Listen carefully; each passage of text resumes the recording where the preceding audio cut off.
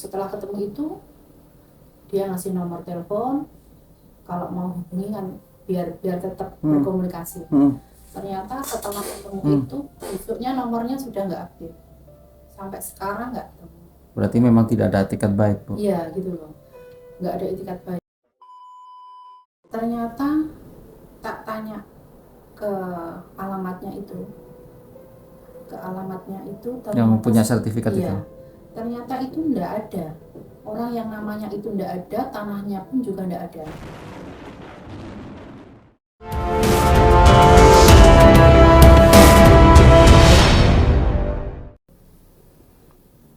Balik lagi di channel gue Akson La Official. Guys, sesuai dengan janji gue bakalan menghadirkan yang bersangkutan. Telewicara yang kemarin dengan Bu Angga, curhatan hatinya seorang single mom yang dia menjadi korban penipuan, dan hari ini udah ada di depan gue yang bakalan ya menceritakan secara gamblang apa yang sebenarnya terjadi. Selamat pagi Bu Angga. Selamat pagi. Apa kabar Ibu? Alhamdulillah sehat. Sehat. Keluarga? Sehat. Oke. Bu, banyak yang penasaran sama cerita pilu Ibu. Bisa dijelasin sih Bu, ceritanya gimana yang sebenarnya? Ya seperti yang saya bicarakan kemarin, tetap seperti itu juga gitu. Masalahnya itu belum Kelar ya? ke sampai hari ini. Iya. Ya nggak tahu ya mau cerita awalnya yang bagaimana lagi, kadang masih bingung mau. Perkaranya nggak jalan sampai sekarang. Iya. Dan yang bersangkutan yang bawa uang Ibu ratusan juta nggak tahu juga rimbanya? Belum ketemu. Belum ketemu ya Bu ya. Tapi Bu, boleh dong diceritakan lagi Bu. Kan kalau kemarin telewicara ya, kalau sekarang kan berhadapan langsung, barangkali mungkin ada luapan yang bisa Ibu sampaikan atau luapan ekspresi apa yang mungkin bisa di share di sini, barangkali nanti kami bisa ya menangkap sebagai satu bagian untuk kita upayakan penanganan perkaranya Bu. Cerita dong Bu. Iya. Awalnya itu 2020 itu ya dari kehidupan pribadi, dari dulunya nggak pernah sosialisasi di luar, nggak pernah, taunya kan jadi ibu rumah tangga. Ya, jadi ibu rumah tangga yang baik ya Bu ya. Iya. Karena ada masalah 2019 akhirnya pisah.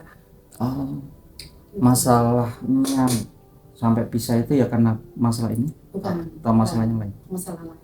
Masalah lain. Yang lain. Boleh nggak Bu diceritain Bu? Sedikit aja. Ya sudah tidak ada kecocokan lah. Iya, intinya itu ya, sudah tidak ada kecocokan. Kami berpisah. Saya pun bingung, kalau terbiasa kan nggak kerja kan, terbiasanya semua tercukupi. Karena pisah kan segala sesuatunya mencari sendiri. Iya. Gitu loh. Terus 2020 masih bingung mau usaha apa, itu kan masih bingung. Terus itu keponakan saya itu kan kerja, dia ya kerjanya seperti itu, jual beli elektronik itu gitu loh, saya tahu. Terus dan itu keluarga ya Bu ya? Iya. Terus ya ngobrol akhirnya ngajak ini kerjasama. Iya. Bu, kalau boleh tahu itu keluarga dari siapa? Dari keluarga Ibu sendiri atau dari suami? Saya sendiri. Oh, dari ya. keluarga Ibu sendiri ya. Terus itu ngajak kerjasama ya, karena gimana ya, karena keluarga ya.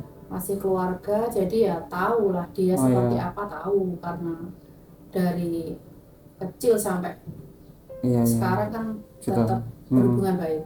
Bu, boleh digambarkan lagi itu keluarga, masuk keluarga inti atau pernahnya apa itu Bu? Keponakan. Oh, keponakan. Keponakan, cuma dari kecil kan dekat sama bapak ibu saya, dekat kan. Yes, kayak anaknya sendiri gitu. Sama orang tua aku tuh baik, dianggap anak kan dekat, setiap hari kan di situ. jadinya dekat. Untuk ini dia nawarin kerja sama ini ya saya percaya aja karena tahu dia kerja seperti itu tahu. Terus ini awalnya bulan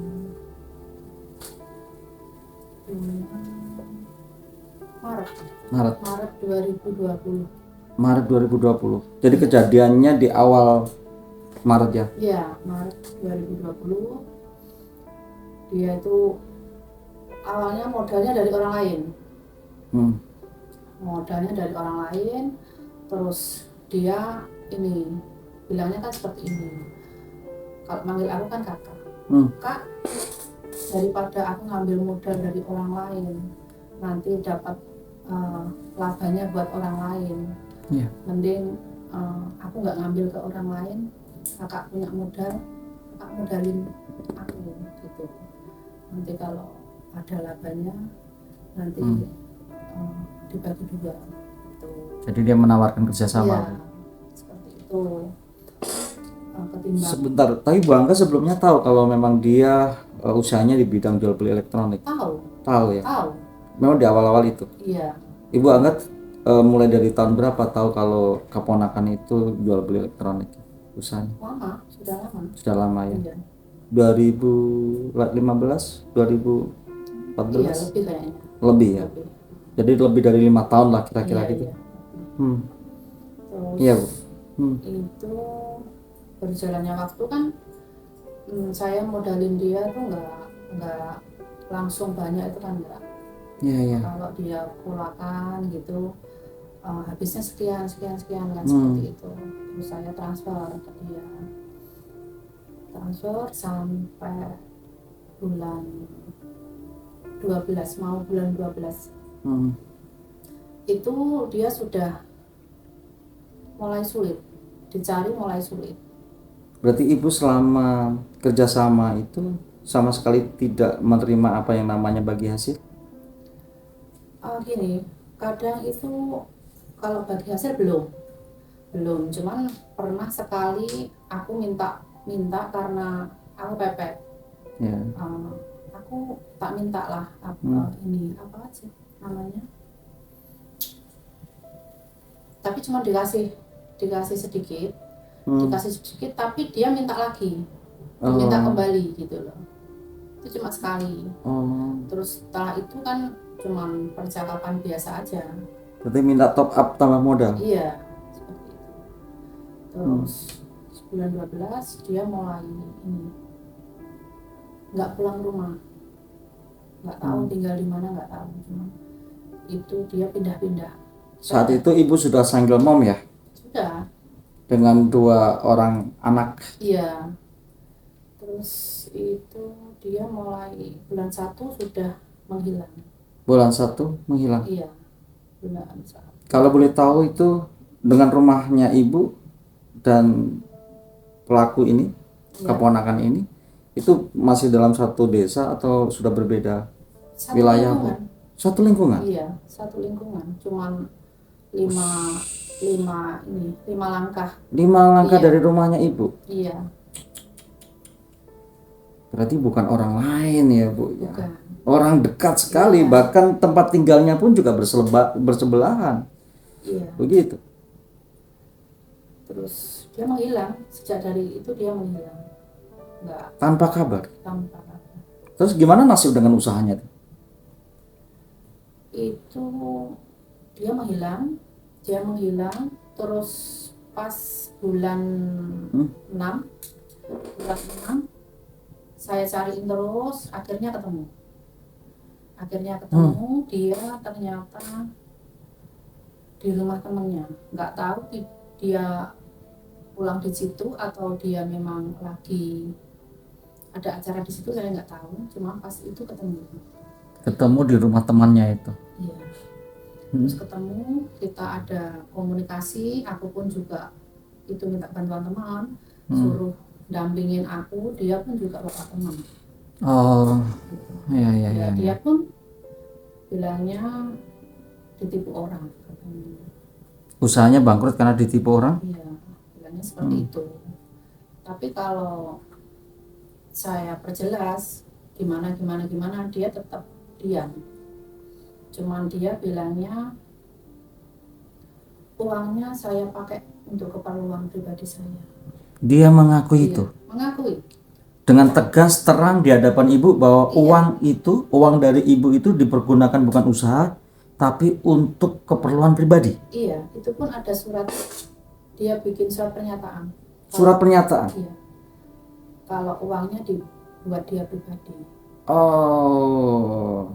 Itu ada, dia tanda tangan juga di situ. Jadi dengan kesimpulannya yang bersangkutan itu telah menyalahgunakan keuangannya ibu. Iya.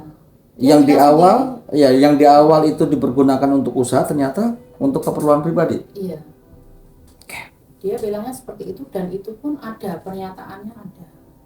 Ibu berkas-berkas itu masih disimpan baik ya? Oke. Jangan sampai hilang itu Bu ya. Iya. Karena itu penting buat nanti proses hukum selanjutnya. Iya. Makanya itu saya berani melangkah minta bantuan ke kepolisian, kan ada pernyataannya itu. Dia bilangnya itu 3 bulan mau dilunasi. 3 bulan mau dilunasi. Terus setelah ketemu itu dia ngasih nomor telepon, kalau mau hubungi kan biar tetap berkomunikasi. Ternyata setelah ketemu itu besoknya nomornya sudah nggak aktif, sampai sekarang nggak ketemu. Berarti memang tidak ada itikat baik Bu? Iya gitu loh, nggak ada itikat baik. Sebenarnya kalau dia punya itikat baik itu sebenarnya saya pun ya nggak begitu sampai terlalu jauh melangkah ke proses hukum ya. Iya seperti itu. Cuman dia tuh nggak ada komunikasi sama sekali. Setelah itu pun dia menghilang, nggak ada kabar. Jadi kan saya jadi gimana ya? Ya, jadi jengkel ya. Iya, kayak saya jadi jengkel, kecewa, jadi satulah campur aduk ya. Karena ya itu modal ke depan saya, semua sudah tak taruh di situ buat kehidupan saya ke depan. Ya cuma itu tabungan saya gitu loh. Bu, kalau boleh tahu ini Bu, berapa sih Bu nilai investasi yang Ibu taruh di situ tuh? Ratusan juta. Boleh nggak Bu disebutkan nominal persisnya? 200, 300, 500? Iya, sekitar 200. 300 ya, 200 ya Bu ya. Dan itu uang banyak Bu. Iya, kalau untuk saya ya cukup banyak sekali, karena itu pegangan saya buat ke depan gitu loh. Nggak ada yang lain lagi, karena itu kan simpanan saya, perhiasan saya jual semua buat nambahin itu gitu loh. Jadi uang sekian ratus juta yang Ibu punya itu adalah uang dari Ibu jual perhiasan? Iya. Terus saya lapor ke kepolisian itu 2001 ya. 2001. Bu, sebelum Ibu buat laporan polisi Bu, saya mau flashback jauh ini. Iya. Apa yang menjadi pertimbangan Ibu sampai Ibu, oke, saya percaya nih naruh uang sekian ratus juta ke keponakan tadi? Apakah karena unsur keluarga tadi atau faktor lain? Ya karena pertama keluarga. Dari kecil sampai sekarang nggak pernah bisa. Satu lingkungan ya dekat. Dekat gitu. Terus kayak dia pun juga ngomongnya baik. Baik kan gini, saya tahu mas usaha dia tahu, terus dia pun dimodali orang lain yang tahu gitu. Jadi yang tanam uang ke orang ini, ke keponakannya Ibu ini, bukan satu-satunya Ibu saja, berarti ada juga uang orang lain yang banyak dipercayakan pengelolaannya kepada satu orang ini. Iya. Makanya saya percaya karena itu, dia pun saya tahu kegiatan dia gimana saya tahu gitu loh. Ya. Katanya pas ketemu itu bilangnya ya ditipu orang.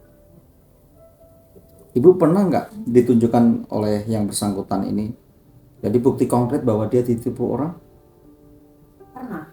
Dalam bentuk apa itu? Ini temennya, tanda kutip temennya itu Kenapa harus tanda kutip Bu maksudnya? Ibu punya feel atau perasaan yang seperti apa terhadap teman daripada keponakan tadi? Keponakan ibu ini cewek apa cowok sih? Cewek. Oh cewek. Iya. Terus temennya? Cowok. Cowok. Iya. Oke. Kalau apa yang ibu tangkap dari temen cowok ini tadi? Ini nggak tahu ya. Saya tuh tahu saya kan ini kan dia jual beli elektronik.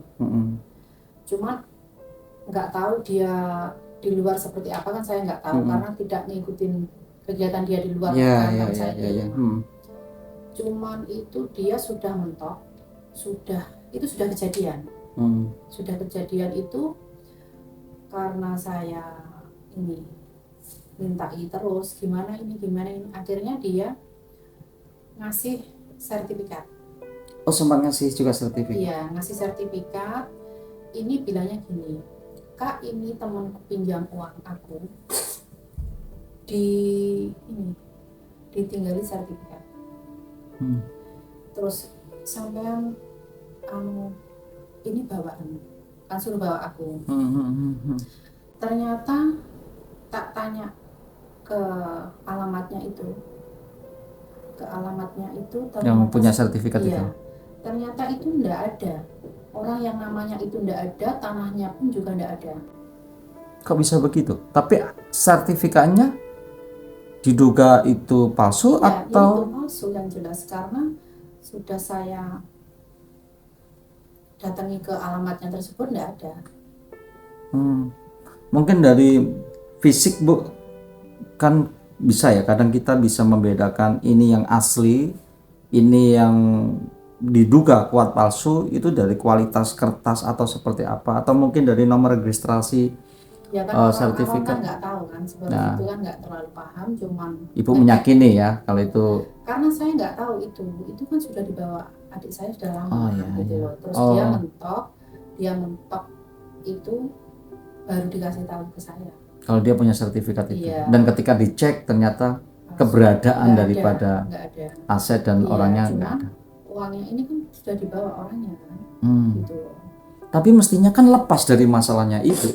Maksudnya gini, karena ketika ibu dengan keponakan membuat kerjasama ya dalam hal jual beli elektronik tadi, tapi ada satu fakta di mana ada pengakuan bahwa uang itu bukan untuk usaha, tapi dipergunakan untuk kepentingan sendiri. Nah itu kan saya nggak, masalah seperti itu kan saya nggak tahu. Ya betul. Ibu yang penting percaya tanam itu modal untuk mengembangkan daripada usaha, tapi ternyata disalahgunakan dan ibu tidak tahu ya. Tidak tahu. Oke. Ya saya sendiri juga kasihan sama anaknya kan juga tertipu. Jadi saya tuh juga tahu memang kalau dia itu tertipu juga di situ gitu. Cuman yang saya minta kan dia ada komunikasi, sebenarnya kan seperti iyalah, mestinya begitu dong. Ini kan selain hubungan kemitraan bisa dikatakan begitu, partner kerja kalau memang konteksnya kerja ya, sekalipun ada unsur dugaan kuat penipuannya kalau menurut saya, karena uang itu tidak dipergunakan sebagai mestinya, ada penggelapannya. Tapi ini kan lain daripada itu, ada hubungan keluarga, ya kan, antara tante dan keponakan, kalau bisa dikatakan begitu. Mestinya hubungan tante dan keponakan ini menjadi satu pertimbangan untuk bisa masalah ini diselesaikan kekeluargaan dengan cara apa? Membangun komunikasi. Nah, itu yang harusnya. Seperti itu. Sama aku juga ngobrol ke orang tuanya dia, itu malah orang tuanya nggak mau tahu. Orang tuanya nggak mau tahu. Dan dia si keponakan itu tadi sudah susah untuk dihubungi. Sudah susah. Ya sampai sekarang makanya saya minta bantuan lapor ke kepolisian biar ada. Dan ibu memutuskan untuk buat laporan polisi untuk mencari keadilan. Oke, langkah yang sangat tepat harus memang untuk membuat laporan polisi. Cuman berjalannya waktu ini sudah 1 tahun kok dari kepolisian belum ada kepastian yang belum ada hasil sama sekali gitu loh. Jadi kan saya jadi bingung. Seingat ibu laporan di tahun berapa? Di 2020? Di tahun 2021? Atau di tahun 2022? 22. 2022. Bulannya mungkin Bu masih ingat? Kalau nggak 5 atau apa ya, bulan 5 kayaknya. Kalau nggak bulan 5 ya. Iya. Dan ketika buat laporan, Ibu mendapatkan bukti laporannya atau masih dalam bentuk pengaduan atau seperti apa? Pertama pengaduan. Pengaduan. Iya. Pengaduan itu berapa lama ya? Lama banget, nggak ada, cuma dipanggil saksi, Pak saksinya dipanggil, cuma itu aja. Tapi si pelakunya ini belum dipanggil. Cuman gini, aku dapat ini dari kepolisian, dikabari katanya si pelaku ini mengirim surat ke kepolisian. Dia mengirim surat, dia bilangnya seperti, katanya dia di luar daerah, nggak bisa datang ke kantor polisi karena di luar daerah. Terus dia pun tidak mengakui kalau dia membawa uang itu segitu banyaknya. Dia tidak mengakui, dia cuma mengakui membawa 60. Biar nanti proses di kepolisian yang berjalan dan tentu penyidik akan bekerja untuk membuktikan itu kan. Ya harusnya kan ini, kalau saya ada yang ngakoni 60 kan, harusnya kepolisian juga menyadari, oh berarti memang ya benar dia membawa kan, seperti itu gitu. Bukan nominalnya berapa. Bukan nominal. Soal nominal nanti bisa diuji. Yang penting ada pengakuan bahwa dia membawa uang. Dari Ibu gitu. Seperti itu gitu. Ibu, terkait dengan surat pernyataan yang dimana yang bersangkutan pelaku ini mengakui bahwa uang itu dipergunakan untuk kepentingan pribadi, Ibu sertakan tidak di dalam proses pelaporan? Ada, kan di surat perjanjian itu memang dia menulis karena uangnya itu dibuat dia, perluan pribadi dia, itu ada. Dan Ibu sudah berikan kepada penyidik? Sudah. Biar nanti penyidik yang bekerja. Terus sampai sekarang juga masih lost contact dengan keponakan? Masih. Bu, boleh nggak sih sebut nama? Nggak masalah ini, nggak apa-apa Bu. Siapa sih namanya? Nggak apa ya? Nggak apa-apa, sebut aja namanya. Yes, ini ada Ibu Angga. Barangkali ada yang kenal sama atau sendiri yang melihat podcast ini adalah tante Anda. Ya. Nih, Bu Angga ini melaporkan saudara atas dugaan penipuan. Meskipun berangkatnya kerjasama. Saya berharap Bu untuk bisa menyelesaikan ini secara kekeluargaan. Apalagi ini masih ada hubungan kental keluarga antara tante dan keponakan, begitu. Daripada persoalan ini berakhir di meja hijau, lebih baik diselesaikan cara baik-baik. Bu, lanjut. Dengan keluarga besarnya keponakan tadi, Yunita tadi, masih komunikasi, masih bisa nyambung begitu atau begitu? Masih. Cuman ibunya sudah nggak mau tahu. Tidak mau tahu. Atau bisa jadi selain masalah dengan ibu, ada mungkin masalah dengan orang lain? Banyak. Dengan kasus yang sama? Sama. Oh, berarti ini sudah jadi mata pencarian dong? Lah itu. Ternyata saya itu gini, gaya hidup dia di luar saya tahu, cara dia kerjanya di luar saya juga nggak tahu, karena saya kan dari dulu cuma di rumah jadi nggak begitu tahu dunia luar itu seperti apa, kerja dia di luar seperti apa, saya nggak tahu. Dan sampai sekarang ini Bu ya? Iya. Tapi ya ini ya, kayak dari kepolisian pun saya tuh ya sebenarnya bilangnya saya kurang sabar. Iya, ya untuk kasus ini tetap berjalan, cuman kan harus sabar.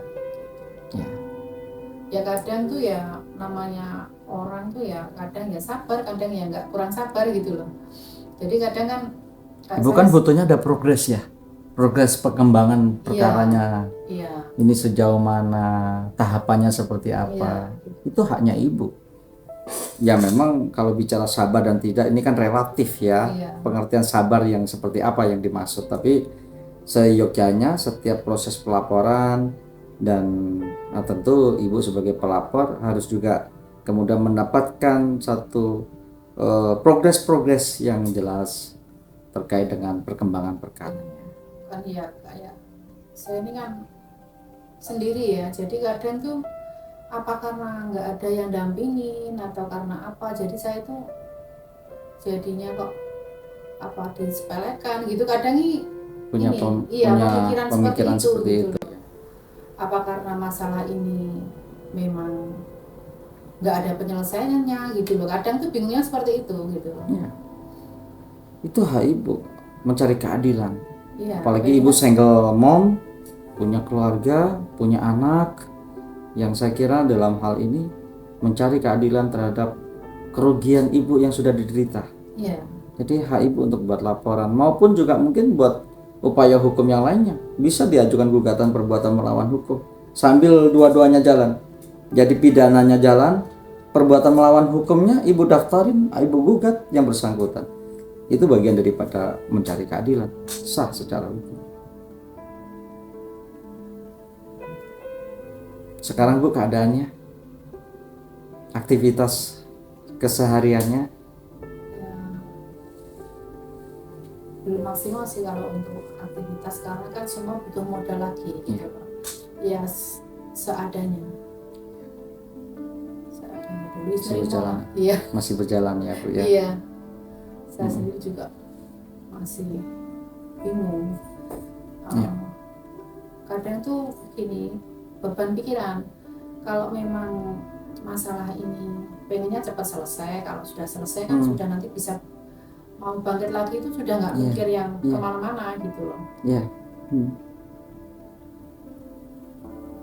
Saya sendiri kan juga bingung kalau seperti ini terus itu juga buang-buang pikiran gitu loh. Iya betul. Pengennya cepat selesai, sudah nanti mikir yang lain buat kegiatan lagi yang lain, sudah nggak ada beban. Iya. Seperti itu pengennya gitu loh. Mantan suami bukan bermaksud untuk ini bu ya, membuka luka lama kembali. Tahu dalam kondisi kayak gini nggak ibu, mantan suami? Tahu ya. Pernah gak memberikan support kan atau tetap ya komunikasi? Komunikasi tetap baik karena kita ya bagus bu. Kalau suami ada mantan, istri ada mantan, tapi kalau anak tidak, ya. Jadi jangan sampai kemudian memisahkan, apalagi menghilangkan sifat kasih sayang untuk memutus hubungan antara suami dengan atau bapak dengan anak ini yang paling penting. Jadi harus tetap nggak ada harmonis. Tetap komunikasi baik, nggak ada masalah kita sama mantan. Cuman kalau ya masalah ini tetap support dia, kalau ada perkembangan apapun juga saya kasih tahu. Bagus. Ya, memang harus begitu. Iya, namanya ini kan cobaan. Ya.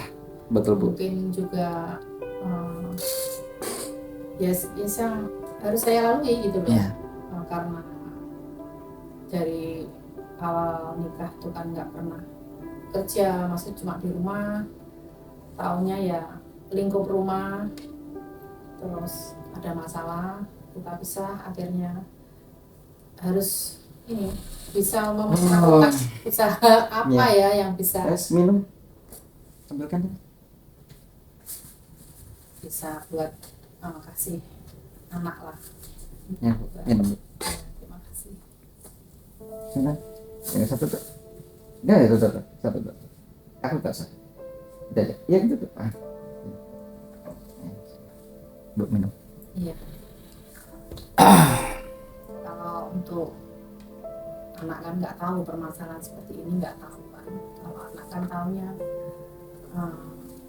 ada ini bagus minta, kadang kan ini tolong sholat kalau kak iso ini ngasih anak itu kan perasaan kan ada yang kurang gitu. Iya. Saya sendiri kan juga bingung harus usaha apa lagi. Kalau ini belum ada titik terang ya. titik terangnya gitu. Ya kepengennya semua musyawarah dulu kalau memang bisa musyawarah. Tapi kalau nggak bisa kan tetap pengennya masalah ini berjalan terus gitu. Iya, betul. Tapi kalau berjalan terus ya jangan berlarut-larut seperti itu loh. Betul. Pengennya cepat selesai. Mudah-mudahan curahan ibu ini bisa didengar oleh penegak hukum yang menangani perkara ibu. Ya, tentu saya prihatin dengan kondisi itu dan kita dorong pihak kepolisian untuk segera menuntaskan persoalan ibu.